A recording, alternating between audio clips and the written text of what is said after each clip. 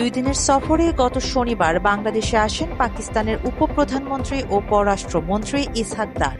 তার এই সফরে বাংলাদেশ পাকিস্তানের মধ্যে কয়েকটি চুক্তি হয়েছে।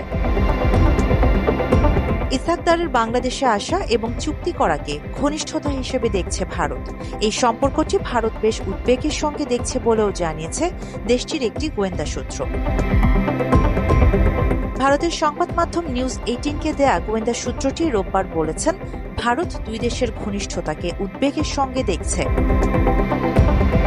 প্রতিবেদনে বলা হয়েছে, গত বছর গণ-অভ্যুত্থানে শেখ হাসিনার পতন হওয়ার পর বাংলাদেশ পাকিস্তান তাদের মধ্যে সম্পর্ক পুনর্গঠন করছে, যা ভারতের প্রতিরক্ষা ও নিরাপত্তা সংস্থাকে অবাক করছে। এদিকে আজ রোববার বাংলাদেশ ও পাকিস্তান 6 চুক্তি ও সমঝোতা স্মারকে স্বাক্ষর করে। সেগুলো হলো 2 দেশের অফিসিয়াল ও কূটনৈতিক পাসপোর্টধারীদের ভিসা অব্যাহতি চুক্তি, 2 দেশের বাণিজ্য বিষয়ক জয়েন্ট ওয়ার্কিং গ্রুপ গঠন, সংস্কৃতি বিনিময়, 2 দেশের ফরেন সার্ভিস একাডেমির মধ্যে সহযোগিতা, 2 দেশের বার্তা সংস্থার মধ্যে সহযোগিতা এবং Bangladesh institute of international and strategic স্টাডিজের সঙ্গে পাকিস্তানের ইসলামাবাদ পলিসি রিসার্চ ইনস্টিটিউটের IPRI সহযোগিতা বিষয়ে সমঝোতা।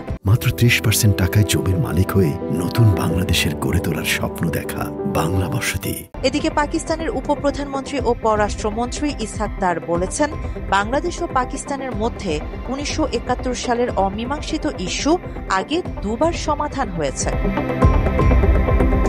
রোববার অন্তর্বর্তী সরকারের পররাষ্ট্র উপদেষ্টা মোহাম্মদ তৌহিদ হোসেনের সঙ্গে দ্বিপক্ষীয় বৈঠক শেষে সাংবাদিকদের এক প্রশ্নের জবাবে একথা বলেন তিনি। 1971 সালের মুক্তিযুদ্ধে গণহত্যা সহ অমীমাংসিত ইস্যুর বিষয়ে পাকিস্তানের পররাষ্ট্রমন্ত্রীর দৃষ্টি আকর্ষণ করেন সাংবাদিকরা। জবাবে ইসহাক দার বলেন, 1974 সালে ত্রিপক্ষীয় চুক্তি ও 2002 সালে পারভেজ মোশাররফের সফরে দুঃখ প্রকাশের মধ্য দিয়ে সমাধান হয়।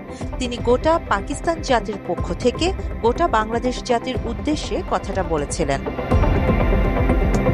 তিনি বলেন, আমি মনে করি পরিবারের মধ্যে 2 ভাইয়ের মধ্যে কোনো কিছুর একবার সমাধান হলে সেটা হয়ে গেছে। ইসহাক দার বলেন, 2 দেশের মানুষের জন্য আরো ভালো কিছু করার জন্য ঢাকা ও ইসলামাবাদ একসঙ্গে কাজ করতে চায়, এটাতেই ঐকমত্য হয়েছে।